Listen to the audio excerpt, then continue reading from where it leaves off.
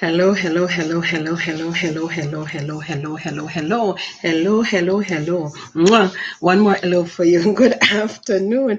Good afternoon, my people out there in YouTube land. How are you today? It is the last day of June, and who's happy about that? Not me. The time is going too fast. The month just started, and already the month has ended. Oh my God. Yeah, indeed, indeed, indeed. The time really has been shortened for us, right? Okay, so, anyways, it is, as you know, June 30, 2020, and you are watching Omega Live with JJ Woman Without Borders. Indeed, I thank you so much for tuning in to another broadcast today.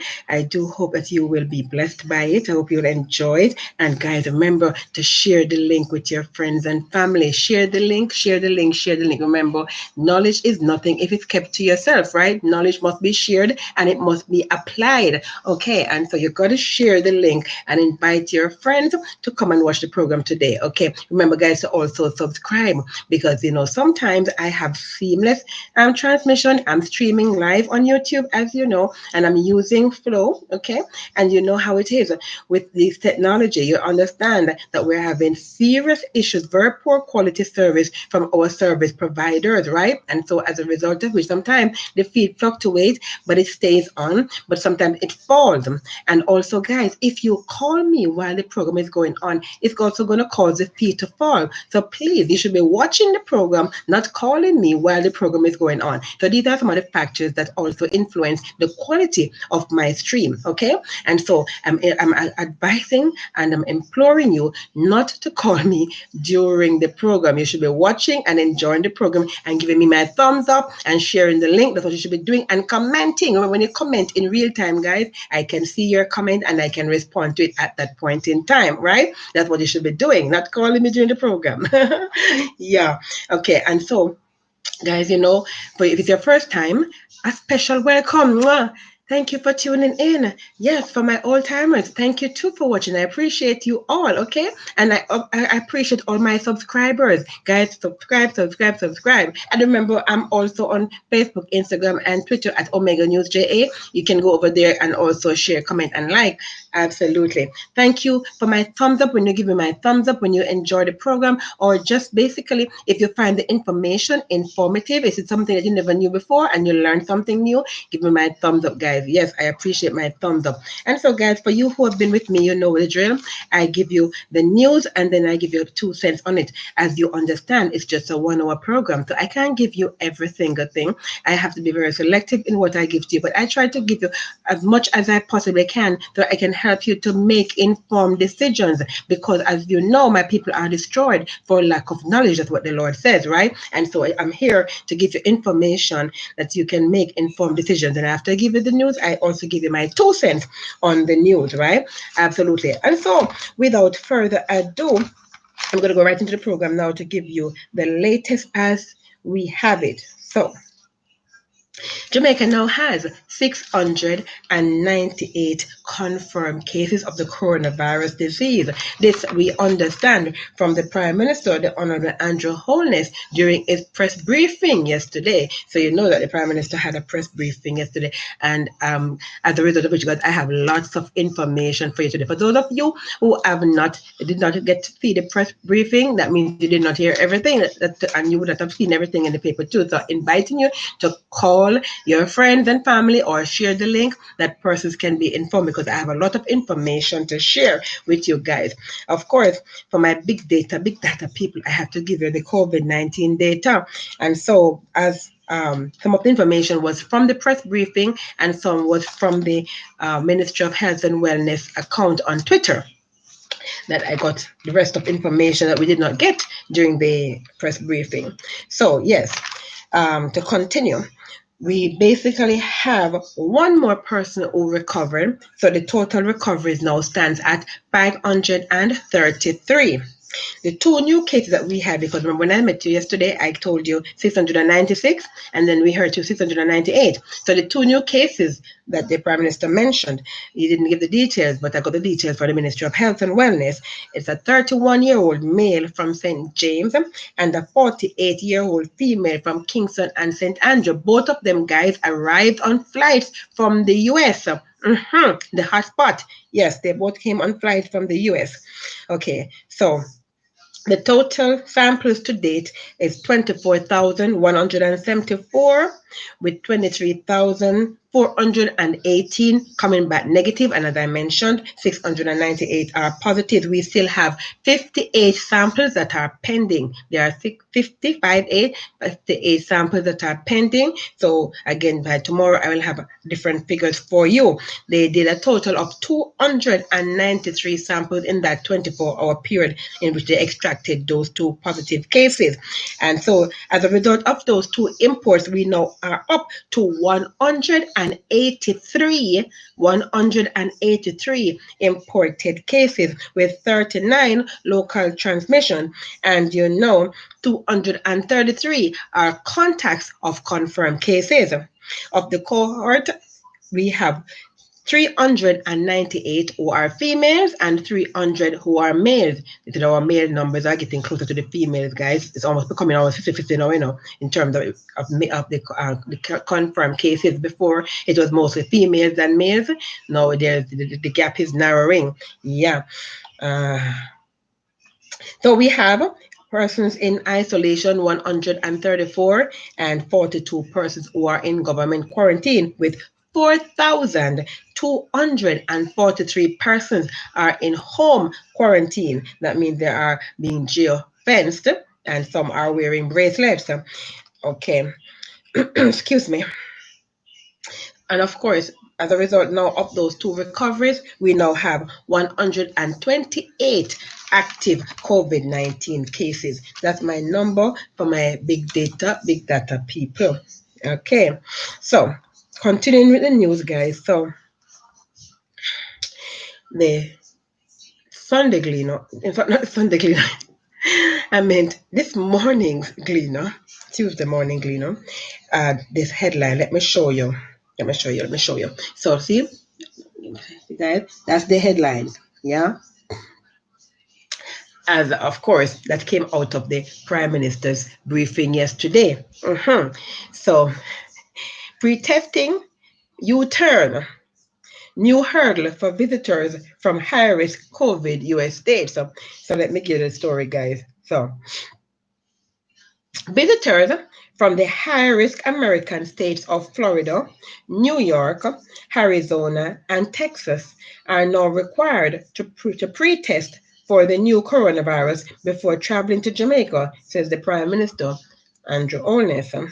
I'm reading, guys, so remember that. Okay. Combined, the four states have recorded more than 755,000, or almost 30% of the COVID-19 cases in the United States of America, and are among Jamaica's most important source markets. So most of our travelers are coming from these states. That's what they're saying. Other states may be added to the list, the Prime Minister hinted, including Georgia. The precautionary move coincides with the European Union's mulling over whether to ban travel by Americans to its states, and is a policy U-turn on the Holness administration's initial resistance to calls by local medical professionals to impose pre-testing protocols. The new pre-testing online portal becomes operational on July 1st, which is tomorrow, Wednesday.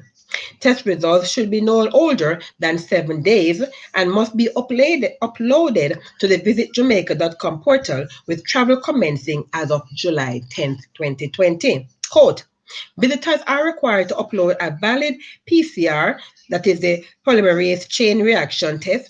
This will be used to determine if approval will be granted to enter Jamaica, Holness said during his press briefing. He cautioned that a negative test would not mean automatic approval. The announcement came hours after the country's Minister of Health and Wellness, Dr. Christopher Tufton, told the Gleaner that the COVID-19 testing architecture at the island's two major international airports, Sangster and Norman Manley, was overwhelmed by the large number of travelers arriving in the country. Approximately 14,600 travelers arrived in the island between June 15th and 29th, with that is 9,300 residents and 5,300 tourists. I will give you. Now I'm going to be repeating those figures again to you guys when I get to that story, which is going to be shortly. Okay, so to continue, I'm giving my 2 cents here to continue. So weeks after St. Anne's Bay, meanwhile, weeks after St. Anne's Bay Mayor Michael Belnavis became embroiled in controversy over his stewardship of municipal funds, climaxing last Thursday with a demolition related to building breaches, the Prime Minister, Andrew Holness, has reserved comment until he has been fully briefed. During the Q&A segment of the briefing, that is the press briefing yesterday, the Prime Minister dodged the question posed by the president of Montego Bay's Chamber of Commerce, Janet Silvero, who is also a journalist, concerning the embattled mayor, that is Michael Belnavis. So let me show you now. That's the next headline on the Gleaner. If you can see it, what it says. Yeah, you see it? Prime Minister Mom as watchdog demands Belnavis quit. Okay, so I'm gonna give you that story in a second, but let me just give you my 1 cent on this last story here. So I was watching the press conference, guys, and I just don't understand, I'm telling you, I don't want to call anybody a liar. You understand what I'm saying to you? But there's so much misinformation when you watch these press briefings and when you watch, what they read, their PRs, their press releases that they publish in terms of giving us information. It's like it's on a need to know. It's like it's what we need to know, and let us give them what we need to know, not what is really happening. You understand? And it so happens that I was listening very carefully to the Prime Minister yesterday, and I know specifically I heard him say that between June 1st and yesterday, we had 82 confirmed cases of the COVID-19. Yeah? And which is why he was able to give us a figure. And according to him, and let me tell you what he said, he said the positivity rate, he says, is lower than what was anticipated because it is only 0.7%, he says, and they were estimating it would have gone up to about 2.5%. But I posit that it is more than 0.7%. Because when I did my calculation, and you guys know I have been doing this from March, right? We had our first case on the 10th of March, and then had to implement all kinds of measures and orders put in place. DRMA was approached, the Disaster Risk Management Act, right, was implemented, and we were forced to stay home at that point in time, right? And so when I started this program at the end of March, right? And so I have been keeping track of the numbers, you would have understood, right? And to date, since the Prime Minister spoke, we have had 698 confirmed cases, right? June 1st, on the 1st of June, we had 586 cases.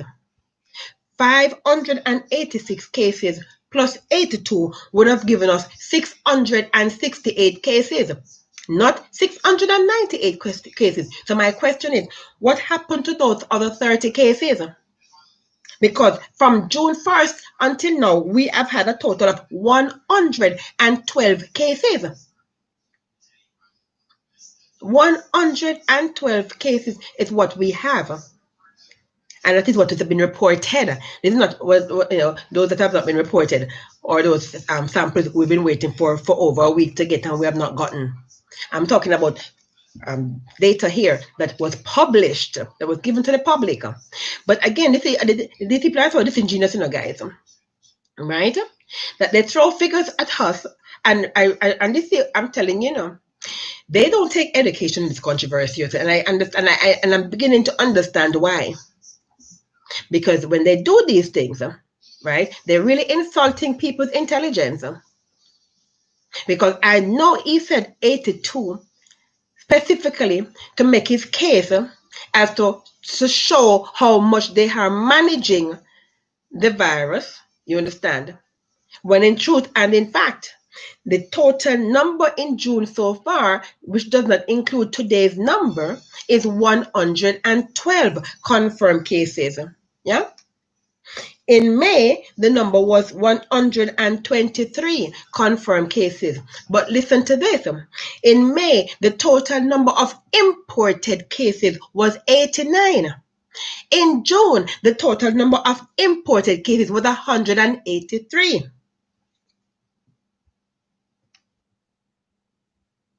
Yeah? So you see, the numbers are, it's almost doubled. The number has almost doubled since the time. But okay, let me put it the other way. Up until, I should have said, not in June, as in the total number of imported cases being 183. I should say, up until June, yesterday, the total number of imported cases was 183. But at the end of May, it was 89. So you see the number has basically more than doubled. Yeah? The number of imported cases, that's the point I was trying to make. Mm-hmm. And so, how are you now going to come and be so disingenuous and make it look as if, our numbers are not rising or not exponentially rising, right? And you have things under control and things that are so manageable. It's not. Stop misleading the people. Stop with this misinformation. Give the people the truth. We want to hear the truth. We want to know what is happening. You understand? I just don't know, guys. I really, I don't want to. I give them the benefit of the doubt. I keep on giving them the benefit of the doubt, but they keep on digging. Our prime minister keeps digging a pit for himself. You understand? He keeps digging a pit for himself with his speeches, with his press briefings, with his numbers, with his data. You see. Anyways, I'm gonna have some more to say on that in my next story, not this story, but the one that follows this story, and I'll tell you what I had to say then. So to continue with this other story on the front page of the Gleaner, let me go there. So, as I said, weeks after St. Anne's Bay Mayor Michael Belnavis became embroiled in controversy over his stewardship of municipal funds, climaxing last Thursday with a demolition related to building breaches, the Prime Minister Andrew Holness has reserved comment until he has been fully briefed. Holness was publicly addressing Belnavis' roller coaster ride of outrage for the first time at a Jamaica House press conference on Monday evening, it is yesterday, right? And remember, I'm reading, guys, because normally I wouldn't speak this way. The Prime Minister said that he was always concerned about allegations of impropriety and corruption, but awaited more information from local government Minister Desmond McKenzie before arriving at a conclusion. So, like I keep on saying, we have to have information before we can make informed decisions. That's what he's saying. Yeah, quote, my job is to be briefed myself properly. My job is to brief myself properly, bring the people in who are at the center of any accusation to get full knowledge. And once I am satisfied that there's something there that requires action, then you would know by my past track record that I do act on these matters, Holness said in response to a question from the Gleaner. Yes, in response to Janet Silvera, the president of the Montgomery Chamber of Commerce question, because she was the one who brought up the question concerning Belnavis. You understand? And as he said, her years of experience as a journalist would have, you would have expected that from her. That would have, even though the press briefing was not on that, she injected it into the conversation as an experienced journalist. Yeah, you can read between the lines in terms of what he was also saying. Yeah, but we're not going to assume and presume. We'll let sleeping dogs lie where that is concerned. Yeah, understand. But the point is, he claimed that his track record shows that he deals decisively with cases where its cabinet members are found, you understand, to be in questionable situations, right? But, and I guess it probably is referring to Royal Reid when he says that, because is cabinet minister Darrell Vaz has been embroiled in his fair share of controversy, right? And I'm sure he has been briefed on those too. And we have not seen him taking any action. Well, we did see some action, but the action could almost be called a promotion instead of a demotion per se. I mean, on the one hand, you take away land, but you give housing. I mean, seriously, that is, that's not really dealing with the situation, right? So what you're actually doing is that you're taking away the milk from in front of the cat, but you put butter instead.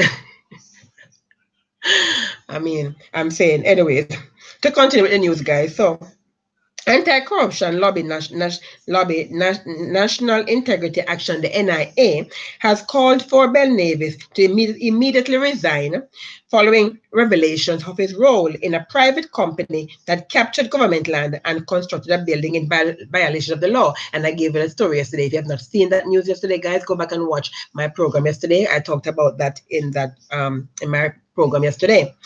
The disclosure was made in the Sunday Gleaner report that showed how City Mall Management, which is Melanie is the director of it, sought permission from the St. Anne Municipal Corporation, where he the chairman, which Belnavis leads, at least a month after work started.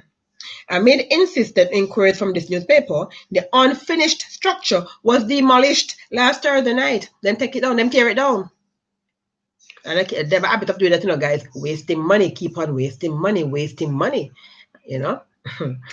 Yeah, without explanation from the parish authorities or from Belnavis company. In a statement on Monday, NIA said that if the mayor refuses to walk, the other 15 councillors in the parish should, quote, put public interest above party, end quote, and expel the Jamaica Labour Party councillor for misconduct.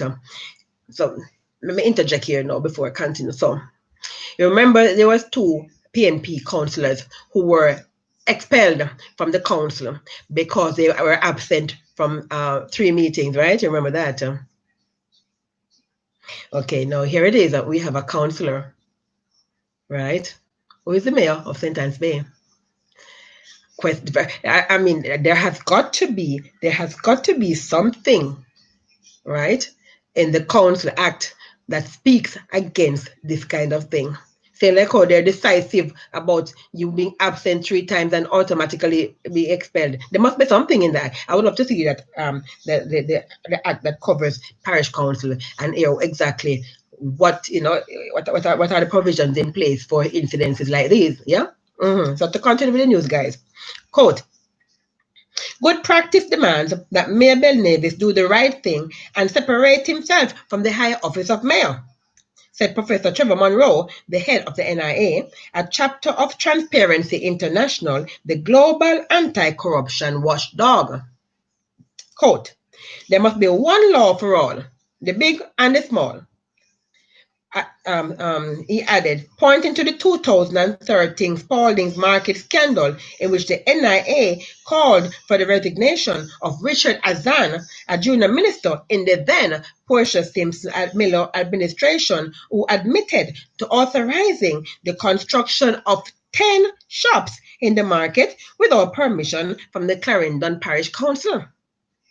Holness, then the opposition leader, led calls for Azan to resign following the findings of the Office of the Contractor General, which recommended criminal charges.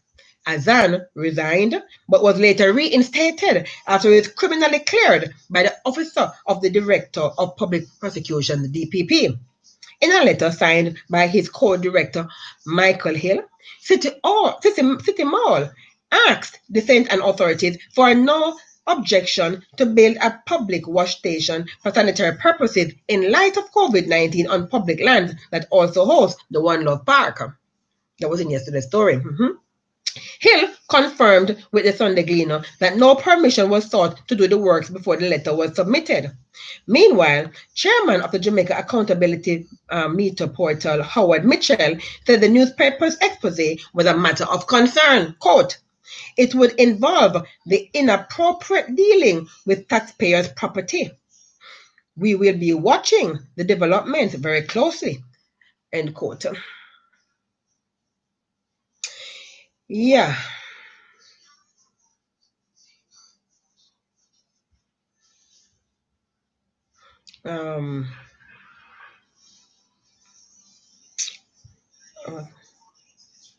Okay,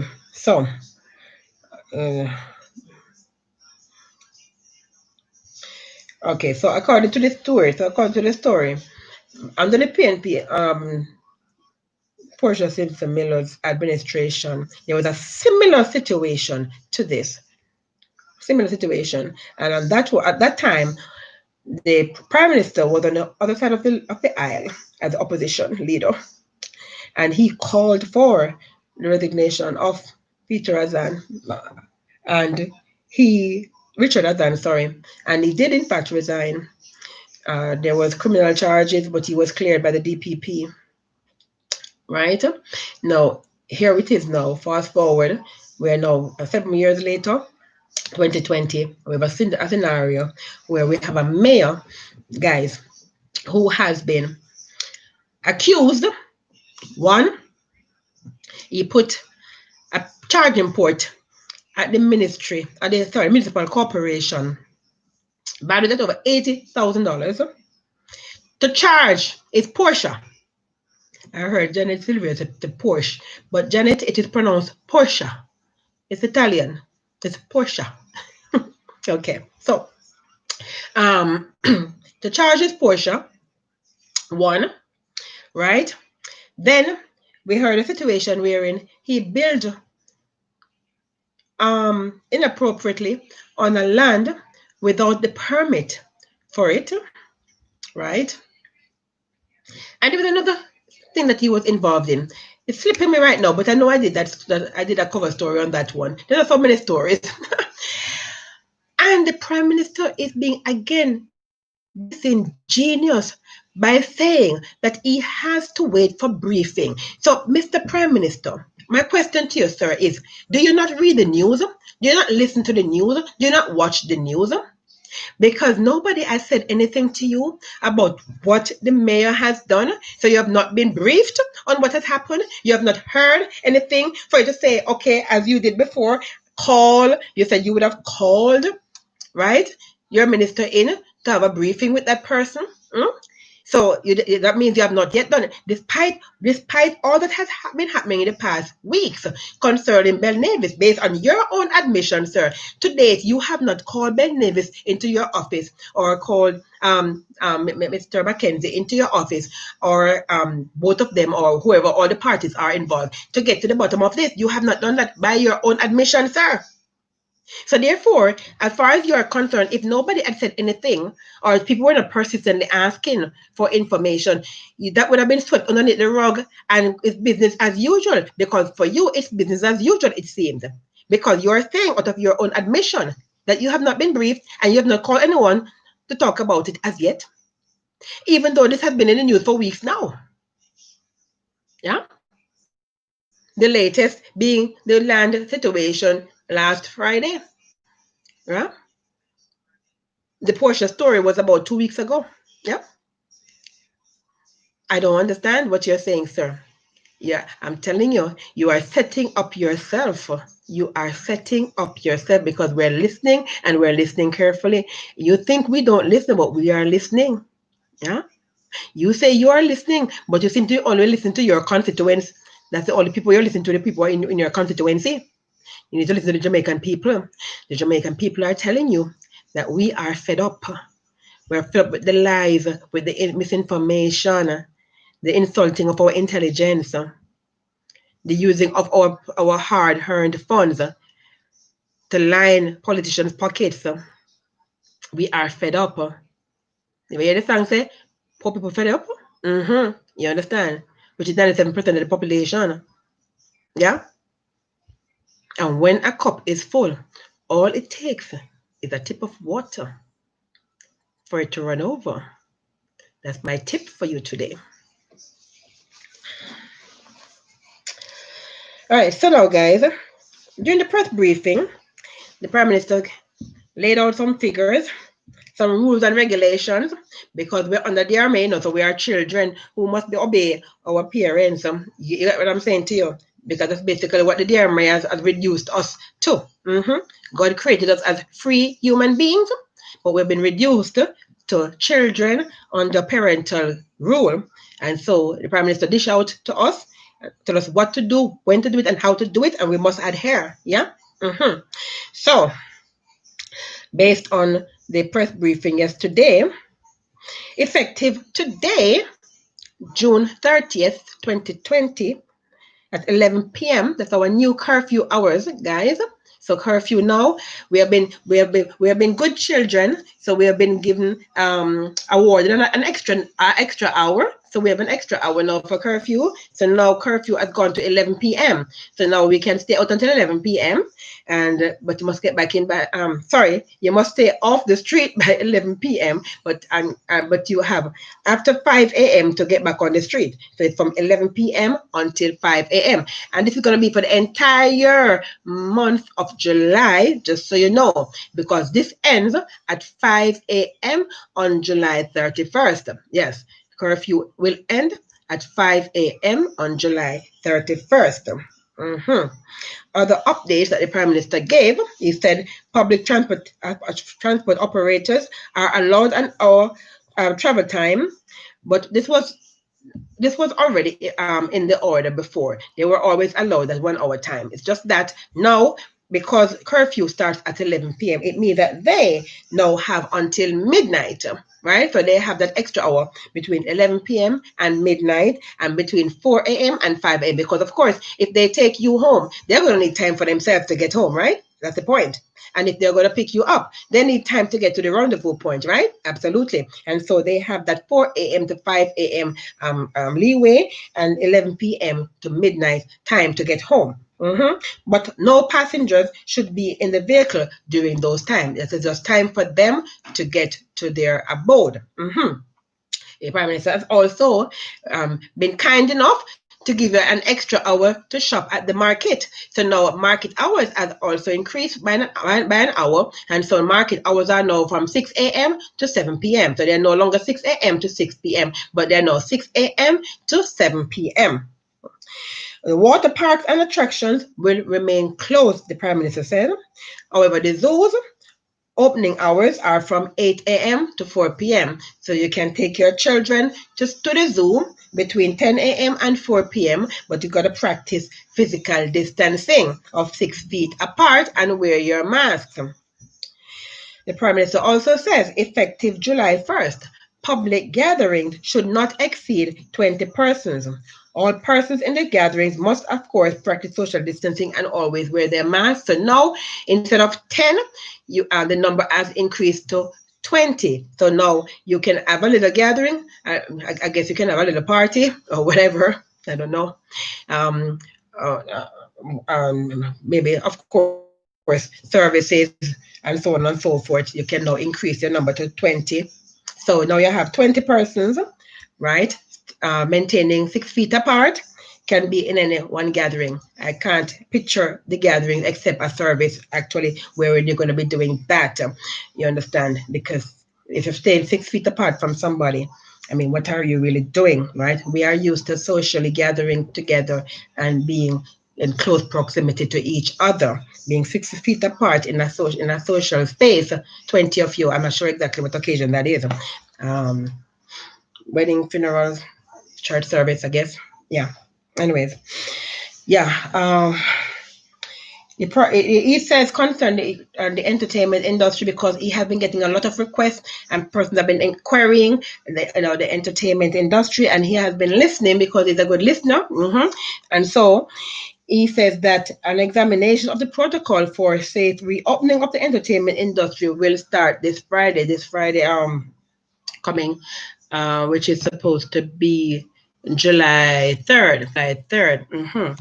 So we'll wait and see what happens with that one. Yeah. So those are some of the basically everything else basically stays the same. The Prime Minister says, including the fact that the 65 years, and yet also been getting queries about the 65 years and over staying at home, because he understands that many of them are very exuberant and they're very active and they want to go, they're mobile and they want to go up and about and so on and so forth. So they're also looking into that.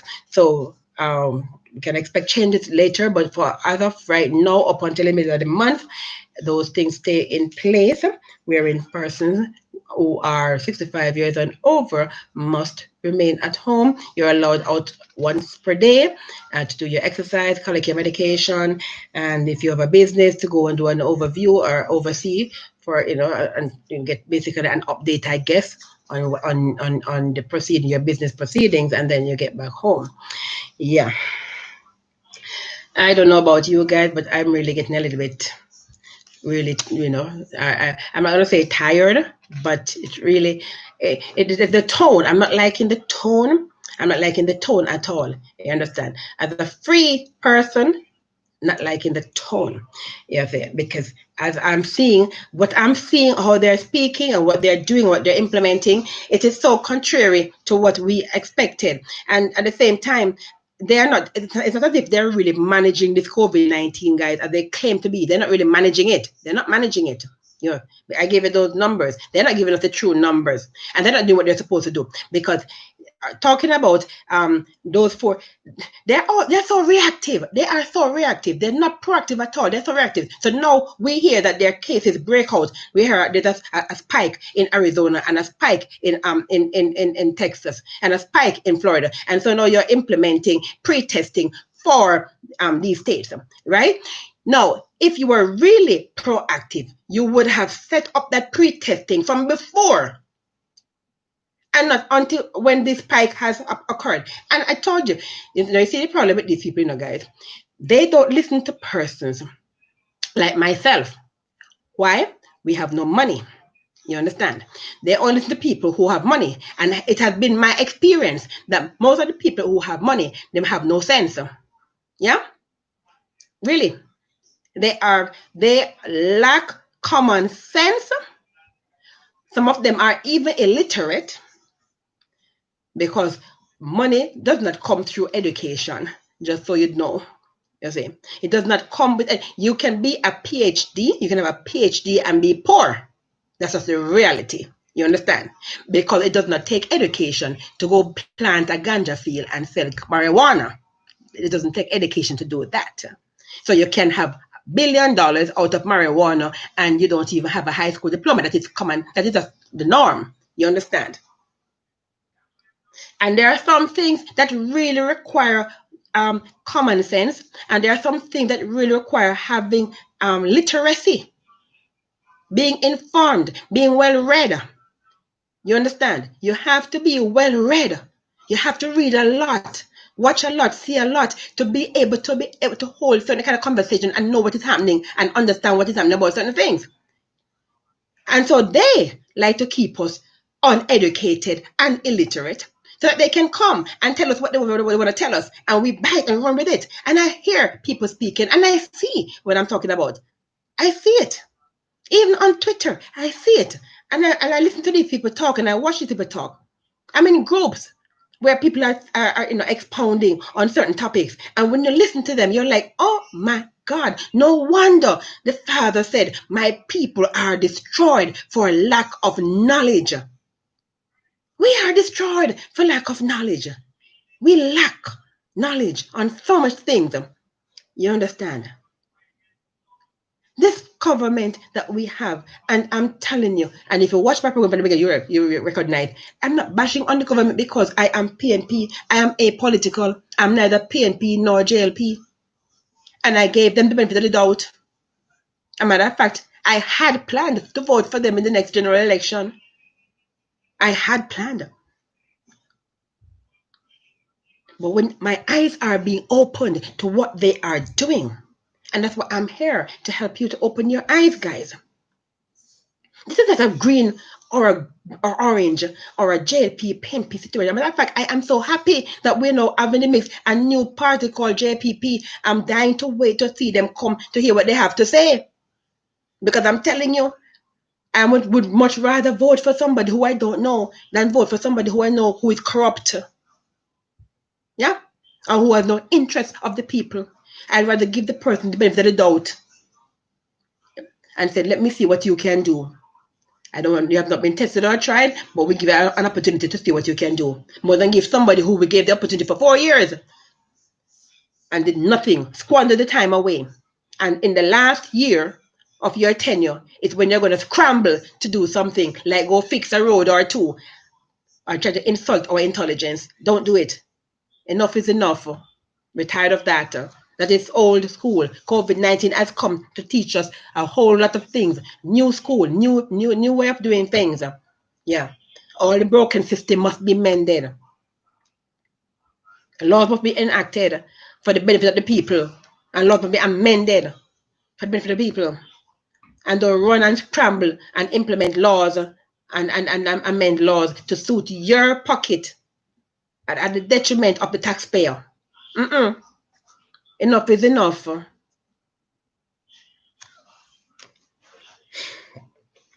And guys, to continue with the news, and can I tell you something? There are certain persons, and I think they need to do an amendment of the constitution, because I was speaking to someone on Twitter and I was saying to them, in the next election, I'm going to be voting for individual person. You perform, I see performing, and I vote for you. And then I was told that according to the constitution, that is not possible. I can't do that. Then those are the things that those are the changes that we need to see occur. We want to see an amendment to the constitution to allow persons to vote individually. So if John Brown is performing, I vote for John Brown. I'm not voting for a party. I'm voting for John Brown. That's what I want to see. Those are the amendments that needs to be made. Those are the things we must go into the house and talk about. Yeah. Continuing, guys. So I gotta give you this one. I gotta give this story. I gotta give you this story before I jump into my international news. I gotta give this story. Minister of Science, Energy and Technology, the Honorable Fayval Williams, has disclosed that there's a high likelihood of more competition in the telecommunications sector within the next 12 months. Hallelujah. Good news, don't it? She made the disclosure while speaking on Nationwide this morning with Kalila Reynolds and Habka Fitz-Henley. The minister's disclosure comes against the background of fresh complaints about the service being provided to the customers across the island from Digital and Flow. In May, the opposition People's National Party PNP also called for new competition in the telecommunications market. Not only they alone, a lot of people have been calling. That's another thing, guys.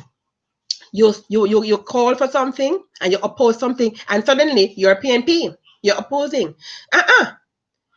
It's time we see people outside of the party, persons who do not vote or who have not voted, or it's neither for PNP nor JLP, to come forward, step forward and protest against the injustices, man. So don't make it look as if it's a PNP, JLP thing. Anyway, the calls from the opposition came when many persons and children were staying at home under the anti-COVID-19 orders. Like I said, COVID-19 bust a whole lot of things. This resulted in increased demand during the daytime, but many complained about the poor service. So as a result of which now, finally, the minister is doing her job. Yeah. I mean, how long have we been calling for poor service, guys? How many years have we been calling for poor service, guys? How long has Digital and Line been giving us poor services? If these people were doing their jobs, we would not be at this stage. And it took COVID-19 to bring us here. I'm telling you. as bad as COVID-19 is, we have to be thankful. It has revealed a lot of things, and it has put a lot of things in place. And now, finally, we might be getting some better internet service providers. Let's see. Huh? Continuing. So, rain washed out the entire first day of the 4-day West Indies intra-squad game at Emirates Old Trafford yesterday. Play was called off at 9 o'clock Jamaica time after heavy overnight and slight early morning showers left the outfield damp with lots of puddles around the ground.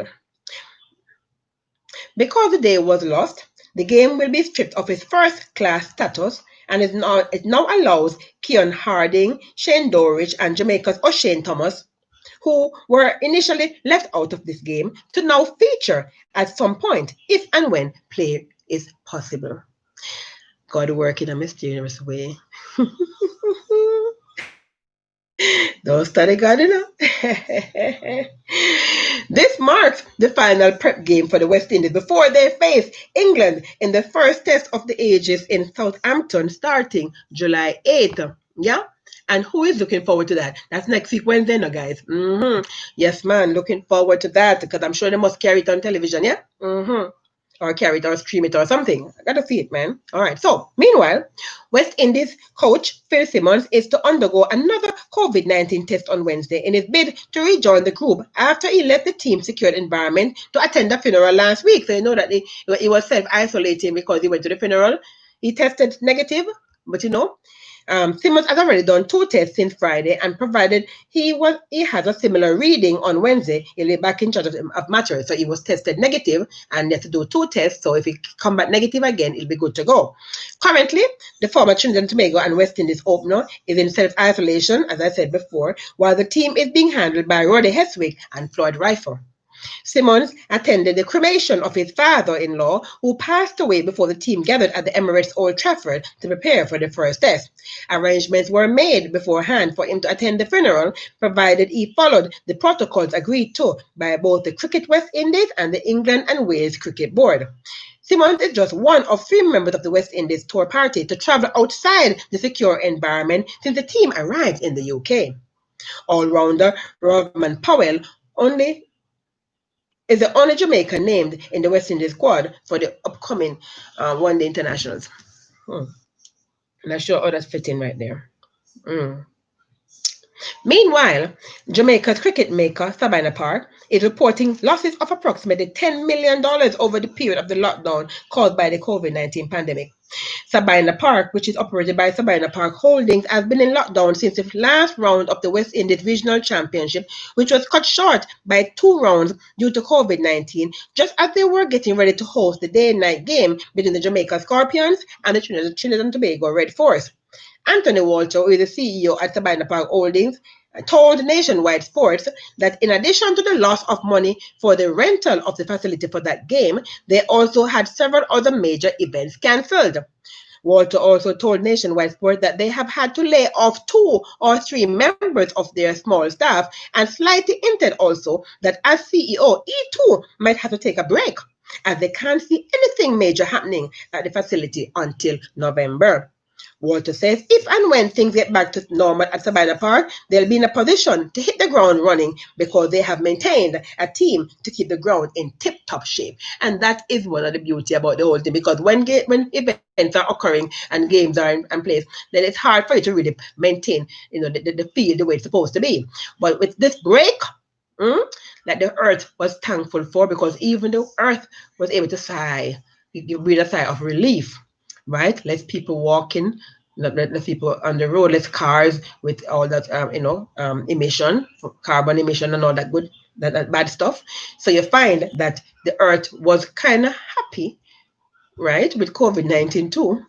And so here it is now. He says that even the grounds, because of the fact that they were able to maintain the ground and keep the grounds in tip-top shape. So now when we resume, the guys will have a nice pitch to bat on, and the grounds will be well kept for patrons, who by that time I hope will be able to go into the stand and sit and watch a good game of cricket. Who doesn't have a good game of cricket? I know, yeah, some people who don't. I know, I do know. Some people who don't. You're lost. Love you. Anyways, continuing, guys. So, a center designed to coordinate public policy and advocacy by fostering development relations between the Caribbean and Africa was launched at the University of West Indies last Friday.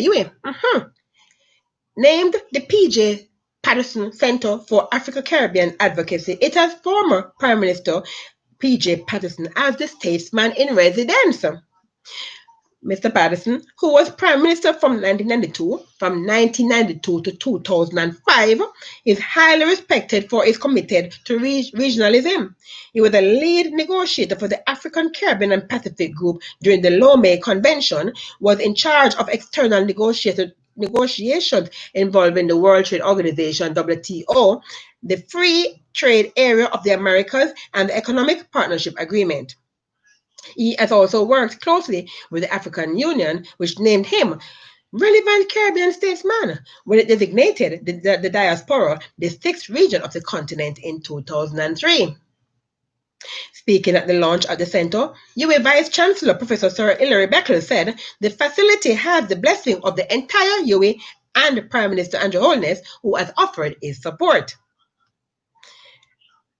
No center in any university could have been more timely. The conversations taking place in the world today points to a need for us as a people in the modern world to remove the debilitating features of colonization, slavery, and all the other extractive models that have demonstrated harm to this region over many centuries, Sir Hilary said. The world is looking for justice. The world is looking for a new sensibility. And certainly, the people of the Caribbean are looking for a new relationship with ancestral Africa, he added. He said, Jamaica invested heavily in the liberation of Africa, starting with the late Marcus Garvey laying the foundation for that vision.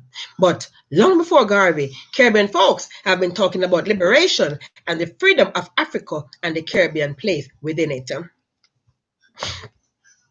The 21st century is going to be about the rekindling and the rebuilding of bridges with the African continent, which is a critical part of Caribbean civilization, which has been the basis of our sense of popular identity.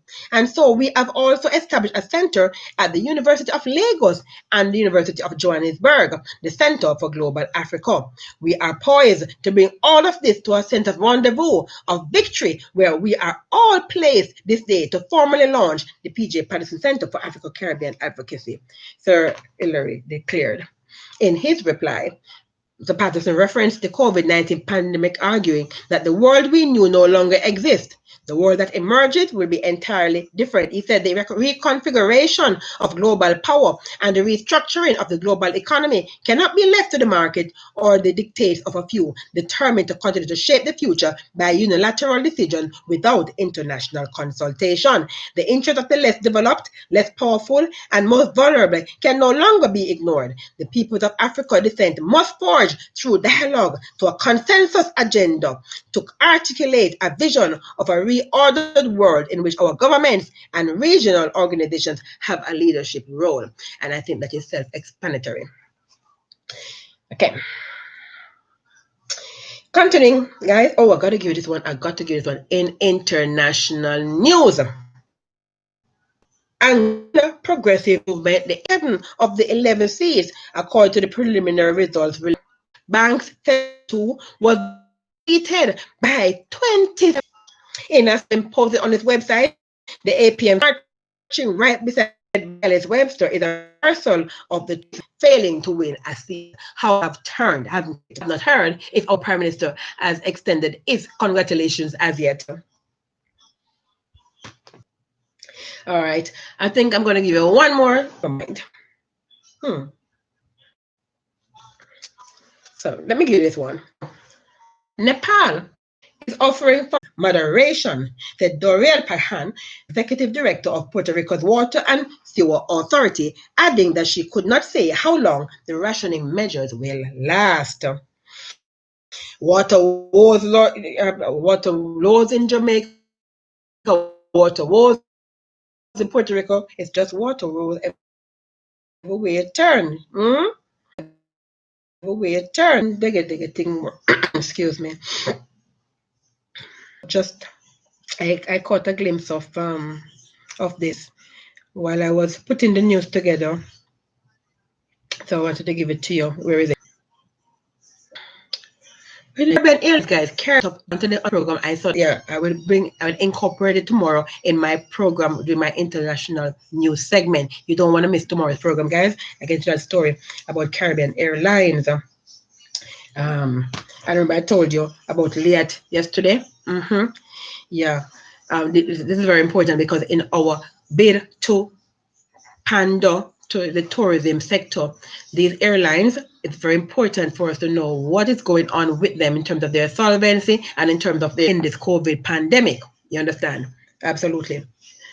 I had occasion to speak with several representatives of Caribbean Airlines over the weekend into yesterday. And I must tell you, I was very, very impressed with the customer service. Caribbean Airlines, I lift my hat to you, your customer over the weekend into yesterday. And there were several different persons. Most of them were between Trinidad and Tobago. Yeah. But I did with a few, one or two. Absolutely. All right, guys. That's it for me today. I've come to the end of the That's it for me today. I've come to the end of the program. I hope let me see my thumbs up. I'm gonna see my thumb up. Let me see my thumbs up if you're enjoying the program, right? I know one and two thumbs up on personal growth and development. You understand?